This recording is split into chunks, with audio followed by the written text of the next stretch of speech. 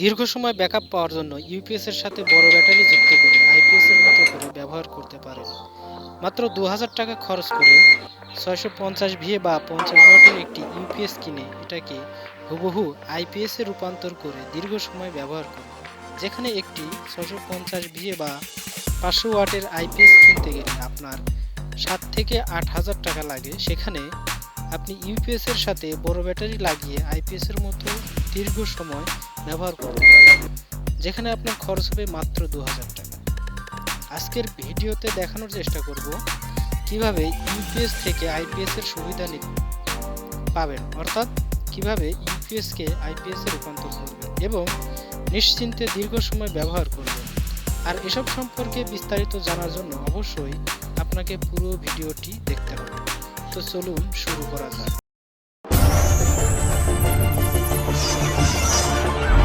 আপনারা এখানে দেখতে পাচ্ছেন একটি ইউপিএস ও একটি অটো ভ্যানের বড় ব্যাটারি রয়েছে।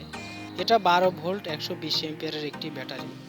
এখন এই ব্যাটারিটি যদি ইউপিএস এর সাথে লাগিয়ে নেই তাহলে দীর্ঘ সময় ব্যাকআপ পাবো। তো এই কাজটি করার জন্য প্রথমে ইউপিএসটি খুলে নিতে হবে। আমি স্ক্রুগুলো খুলে নিচ্ছি। আসলে এ ধরনের ইউপিএস এ 12 ভোল্ট 7 অ্যাম্পিয়ারের ছোট ব্যাটারি লাগানো থাকে, যা থেকে মাত্র 30 থেকে 40 মিনিট ব্যাকআপ পাওয়া যায়। তাই এটার সাথে বড় ব্যাটারি লাগিয়ে দীর্ঘ সময় ব্যাকআপ পাওয়া সম্ভব। খোলার পরে দেখুন এখানে কোনো ব্যাটারি লাগানো নেই। এরকম ব্যাটারি ছাড়া ইউপিএস গুলো আপনারা বিভিন্ন ইলেকট্রনিক্স দোকানে কিনতে পাবেন, যার দাম আপনার কাছে 1800 থেকে 2000 টাকা নিতে পারে। তবে স্থানভেদে দামের কম বেশি হতে পারে। এই যে এখানে দেখতে পাচ্ছেন লাল ও কালো দুটি তার, এই তার দুটির সাথেই ভেতরে একটি ছোট ব্যাটারি লাগানো ছিল। যেহেতু এখানে বড় ব্যাটারি লাগাবো এবং দীর্ঘ সময় ইউপিএসটি চলবে, ফলে ইউপিএস এর যে ট্রান্সফরমারটি আছে সেটি অনেক গরম হবে। অতিরিক্ত গরম হওয়ার দরুন ইউপিএসটি কিন্তু তাড়াতাড়ি নষ্ট হয়ে যেতে পারে। আর তাই ট্রান্সফরমারটি যেন ঠান্ডা থাকে তার জন্য এরকম একটি 12 ভোল্টের কুলিং ফ্যান এখানে লাগিয়ে নেব। তো ফ্যানটির এই লাল তারের সাথে এরকম একটি পুশ সুইচ লাগাবো। দেখতে পাচ্ছেন আমি কিভাবে সুইচের সাথে একটি শর্ট কেবল লাগালাম। এখন সুইচটি আমি ইউপিএস এর মেইন যে সুইচ আছে তার পাশে লাগাবো, যার ফলে ইউপিএস এর মেইন সুইচটি অন করার সঙ্গে সঙ্গে কুলিং ফ্যানের সুইচটিও অন হয়ে যাবে।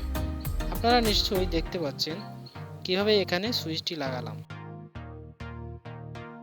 এখন আমি ফ্যানের লাল ও কালো তারটি ব্যাটারির সাথে লাগিয়ে নেব। দুঃখিত, ব্যাটারির তারের সঙ্গে লাগিয়ে নেব। আমি এরকম একটি ড্রিল মেশিন দিয়ে ছিদ্র করে নিচ্ছি। এটা আমি নিজেই তৈরি করেছি। তৈরি করার ভিডিওটি দেখতে চাইলে লিংক ডেসক্রিপশনে পেয়ে যাবেন, ওখান থেকে ক্লিক করে দেখে নিতে পারেন। এবার দেখুন আমি এরকম দুটি লাল ও কালো তার নিয়েছি। তারের মাথায় আমি ব্যাটারি কানেক্টর লাগিয়ে নিয়েছি। এখন আমি এই তার দুটি এই ছিদ্র দিয়ে ঢুকিয়ে নেব।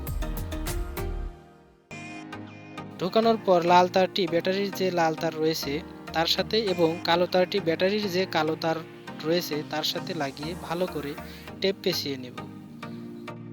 দেখুন আমি লাগিয়ে নিয়েছি। এবার এই তার দুটি আমি ব্যাটারির সাথে লাগিয়ে নেব। এখানে একটি বিষয় খুবই গুরুত্বপূর্ণ, তা হলো ব্যাটারির নেগেটিভ ও পজিটিভ তারগুলো ঠিকঠাক মতো লাগানো। লাল তারটি ব্যাটারির পজিটিভ ও কালো তারটি ব্যাটারির নেগেটিভ টার্মিনালের সাথে লাগাতে হবে। এখানে কোনোভাবেই ভুল করা যাবে না। লাগানোর শেষে এবার আমি ইউপিএস এর সুইচটি অন করে দিলাম। দেখুন ইউপিএসটি অন হয়ে গেছে। এভাবেই ইউপিএস কে আইপিএস বানান আর লোডশেডিংকে বিদায় জানান। এই পদ্ধতিতে তৈরি করা আইপিএস আমি আমার নিজের বাসায় ব্যবহার করছি আজ প্রায় 3 বছর যাবত। কোনো প্রকার সমস্যা আজও হয়নি। তাই আজ আপনাদের সাথে বিষয়টি শেয়ার করলাম। আশা করি ভিডিওটি আপনাদের কাছে অনেক ভালো লেগেছে। আজকের ভিডিও এ পর্যন্তই। দেখা হবে অন্য কোনো ভিডিওতে। ততদিন ভালো থাকুন সবাই। Till then take care, tata.